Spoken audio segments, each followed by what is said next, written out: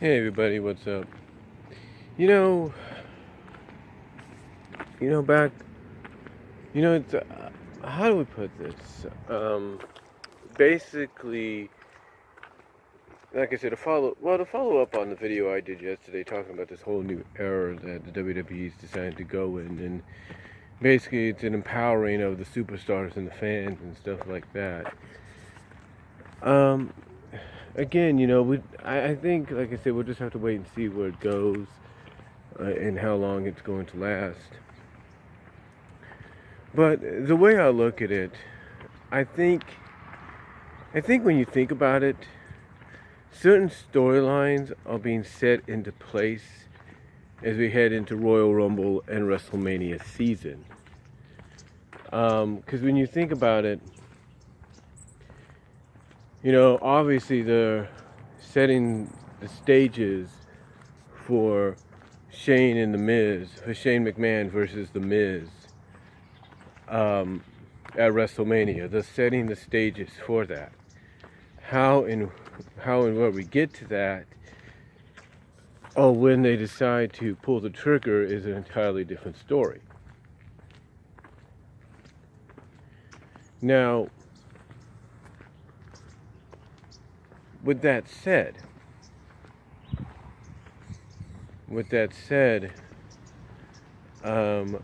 the other thing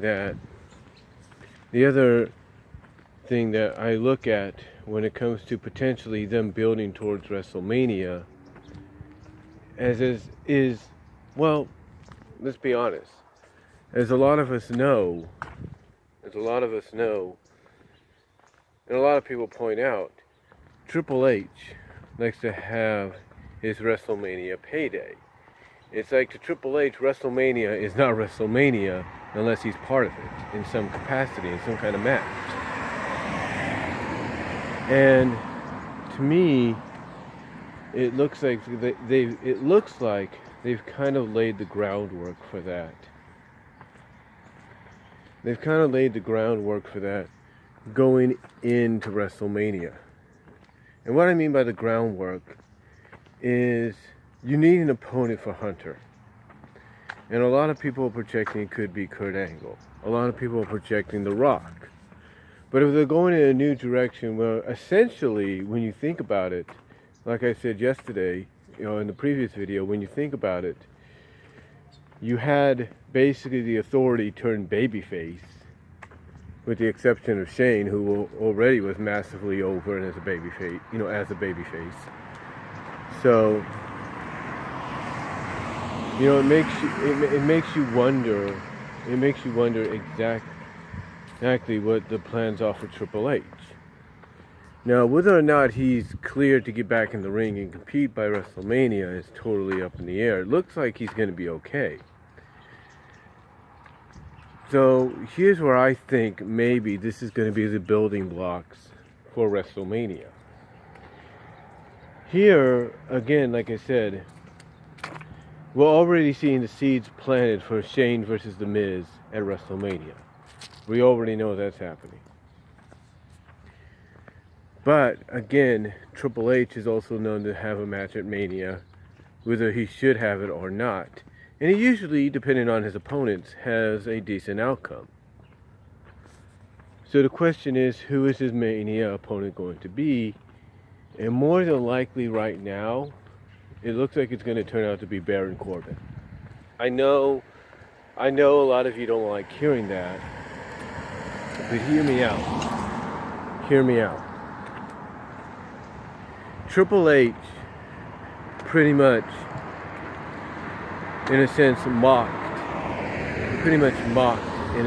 Baron Corbin when he basically confronted Corbin and said, look, let me get what kind of, I guess you could say, predicted what Corbin was going to say. He kind of mocked him a little bit by doing it. When he basically said, whoa, hold the phone, Corbin, let me guess. Let me guess what you're going to say. You want this, you want to be general manager, da. So, I'm not saying it's totally confirmed, but if I was to go on a safe bet, especially for an opponent for Triple H to face at Mania, that he wouldn't have to really overexert himself on, and I guess in a sense, could trust, it would be Baron Corbin. And I think, honestly, the seeds are being planted. They're being planted for Baron Corbin versus Triple H. Now you might say, what if they go a different direction? Well, if they go a different direction for Triple H and Baron Corbin, that's not a problem. But Baron Corbin has been such a fixture lately on WWE programming as the constable, as the general manager, stuff like that, that it only makes sense that they might want to plant the seeds for a potential WrestleMania match between the two, because you could have Corbin being the lone wolf and everything, and being,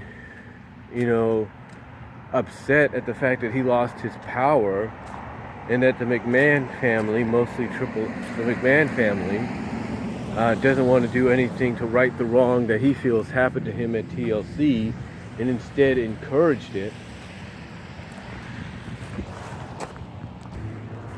Like I said, instead encouraged it, even the following night when they did a match between Kurt Angle, where they basically, in the end, gave him a taste of his own medicine, that being Baron Corbin.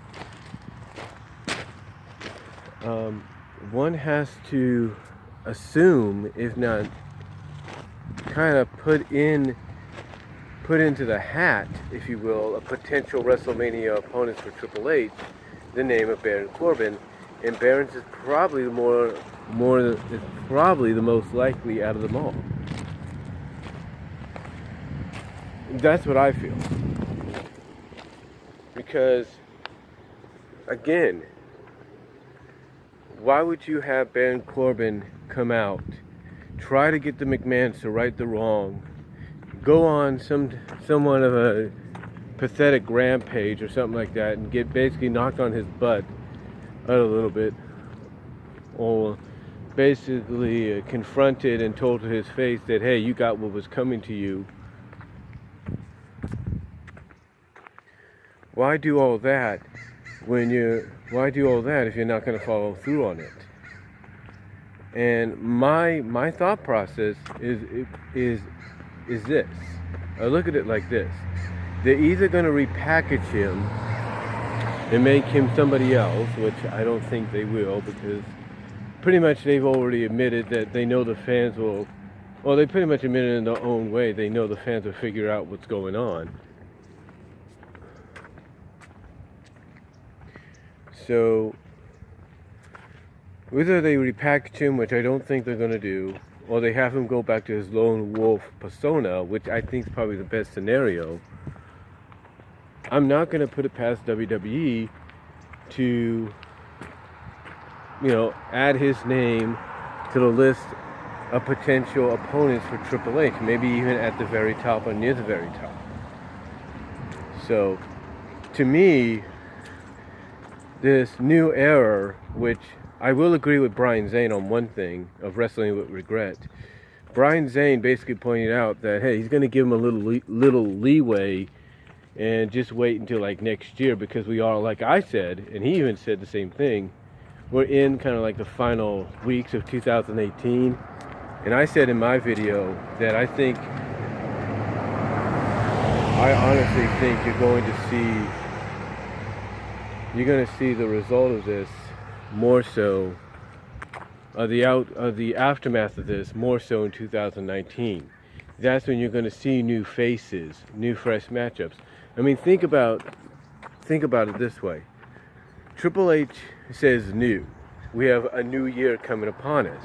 So new year means changes, potentially. This, in a way, when you think about it, the McMahons coming out and admitting their fault and promising and proclaiming that things are going to change in this new era, that's basically the New Year's resolution. The New Year's resolution is to basically make up for the pathetic job that they did this past year. Now, again, with that said, already the seeds are being planted. I mean, when you think about it, on the table right now, potentially, you have you have 4 WrestleMania matches. You have 4 WrestleMania matches, that just need to have the pen to paper, they need to be finalized, they need to be etched into stone to become a reality at WrestleMania 35.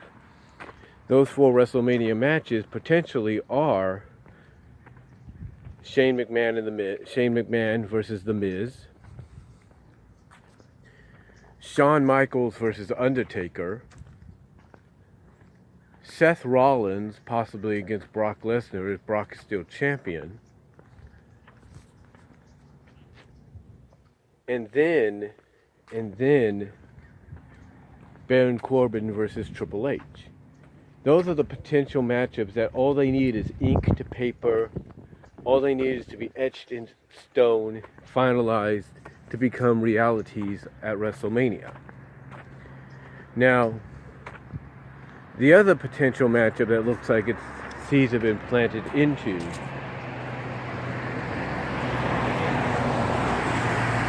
the other potential matchup that has had its seeds planted into is what originally we thought would be one-on-one is going to be triple threat now. And that's Ronda Rousey versus Charlotte Flair versus Becky Lynch, which is being positioned, as far as I know, unless we get Shawn Michaels Undertaker, which could be the closing match too, is being positioned as the match that will close out WrestleMania because it makes sense. It makes sense. I mean, when you have Vince McMahon coming out on SmackDown and basically telling the ladies, look, you're acting like a bunch of children over this. You lost. Deal with it.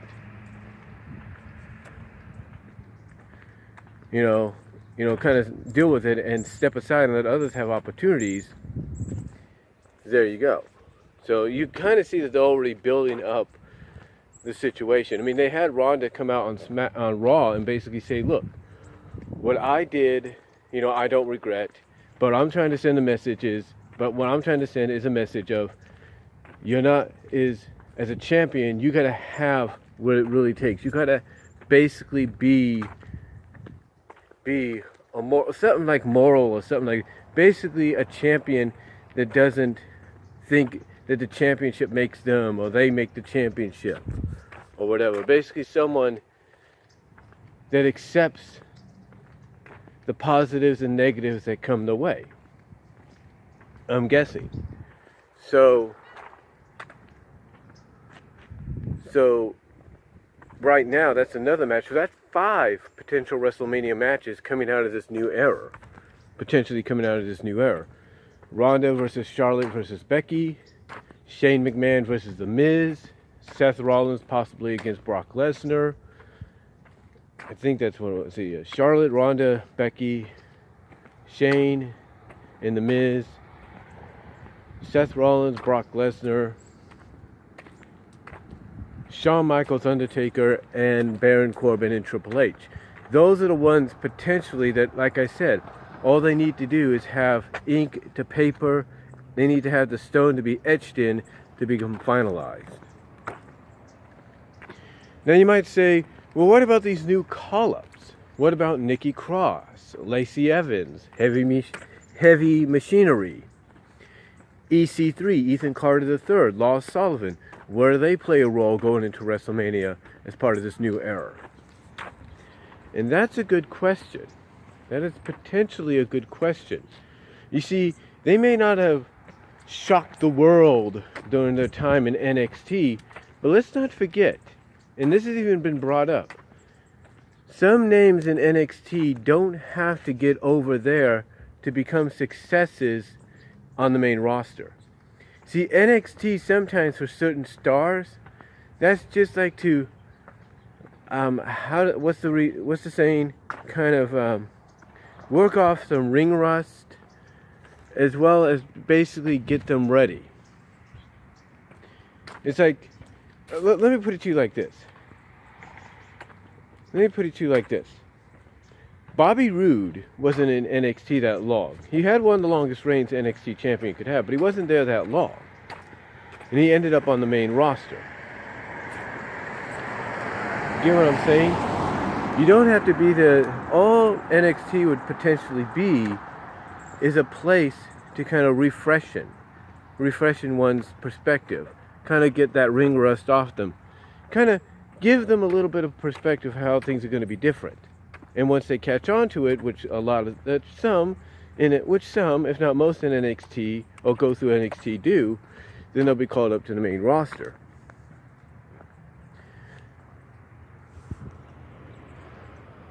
The point is,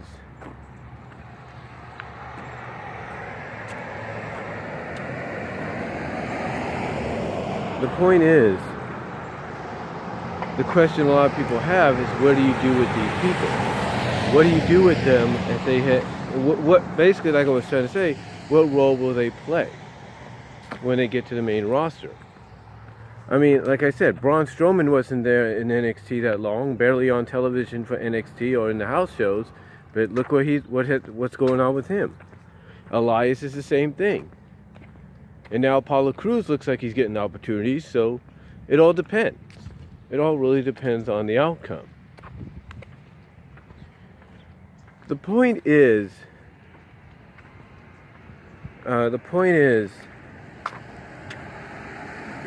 because EC3, Lacey Evans, Lars Sullivan, Heavy Machinery, Nikki Cross, haven't been lighting up the world down there, even though they've been playing some important, if not intricate roles, if you will.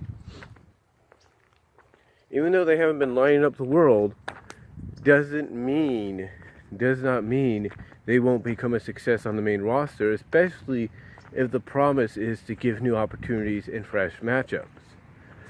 So now you ask yourself that question again: where do some of these play? How do some of these people play into WrestleMania?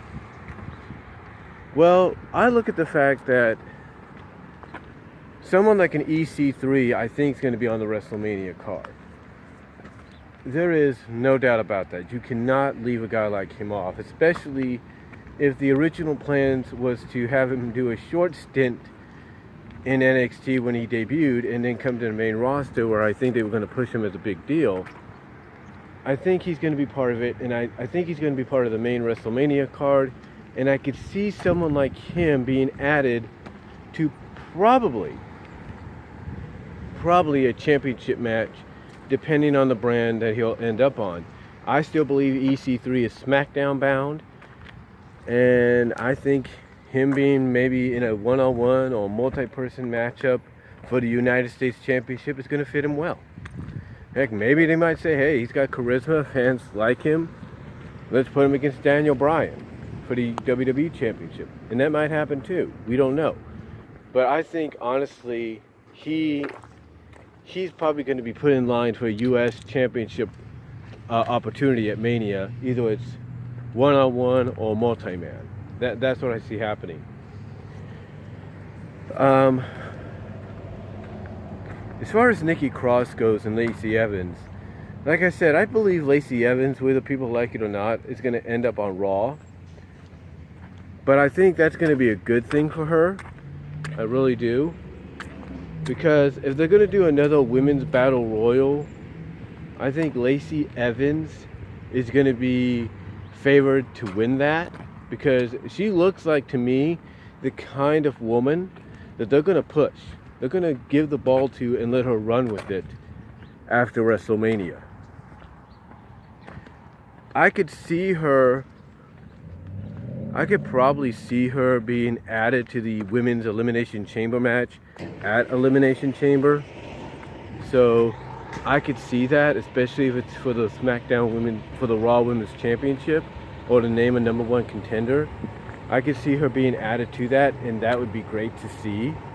Just to see what she would do in the chamber. So Lacey Evans, I believe, going into WrestleMania season, I believe if things go the way they're promising, the way this new era is promising to be, especially next year, I see Lacey Evans being given that ball on Monday Night Raw, if that's where she lands, and running with it And eventually, before 2019's over, and this might surprise people, it may not, but before 2019's over, I wouldn't be surprised if she's holding the Raw Women's Championship or even the SmackDown Women's Championship, depending, like I said, on what brand she's going to end up on. And again, I think she's going to probably end up on Raw.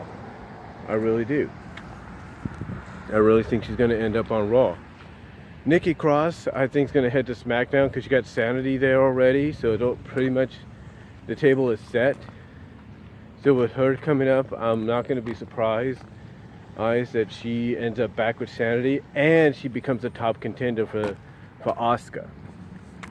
So don't be surprised that maybe come Mania we have a multi-woman matchup for the SmackDown Women's Championship. Do not be surprised if it's Asuka defending against Nikki Cross and some other women.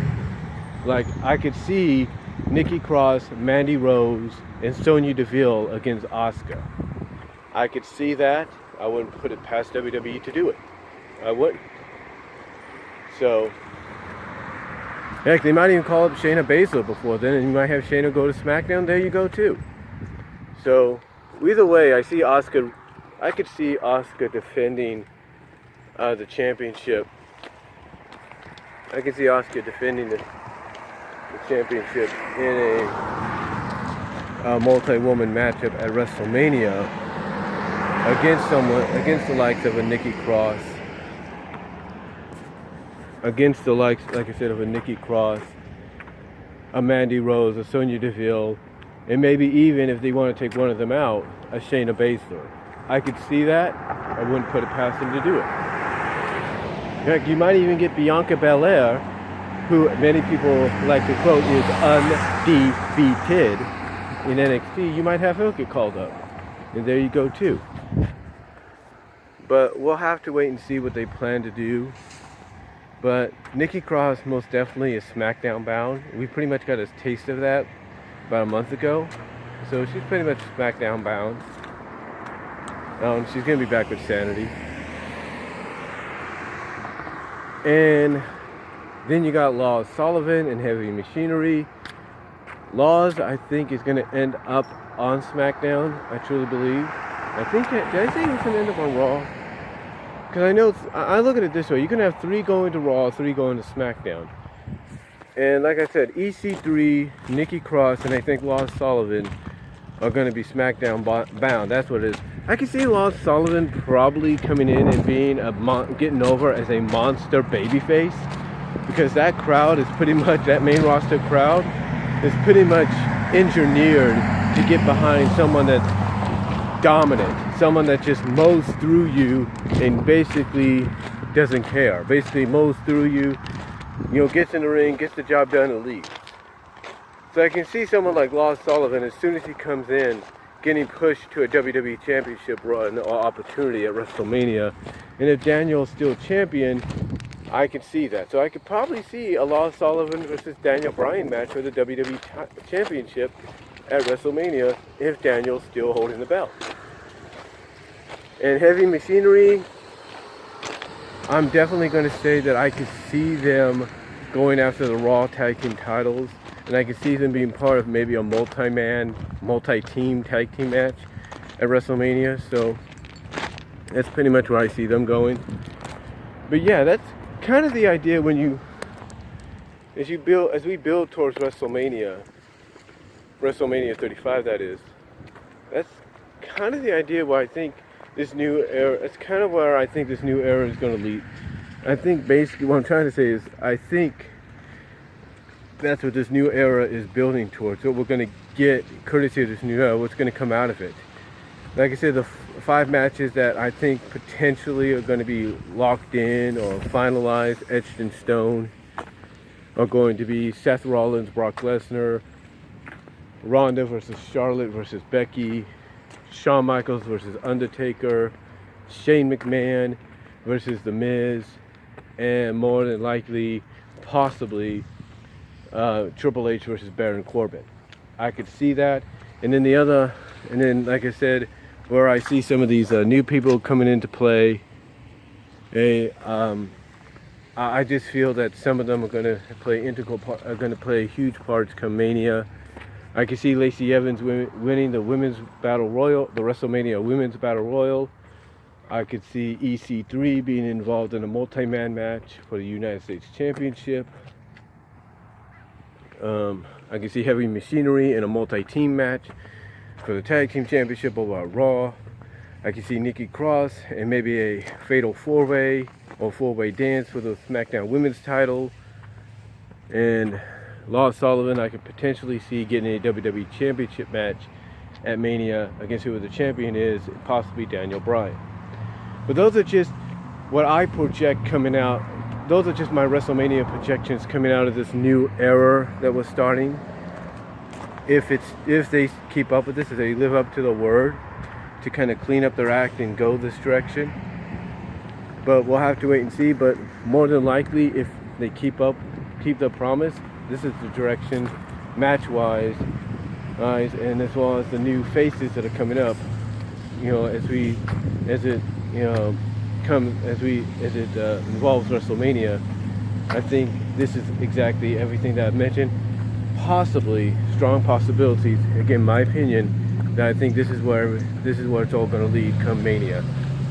I really do. So let me know what you all think down below. I got to get back into work. It's starting to get busy now with just sending people out to do carts to help out. So let me know what you guys think, and I'll talk to you all later.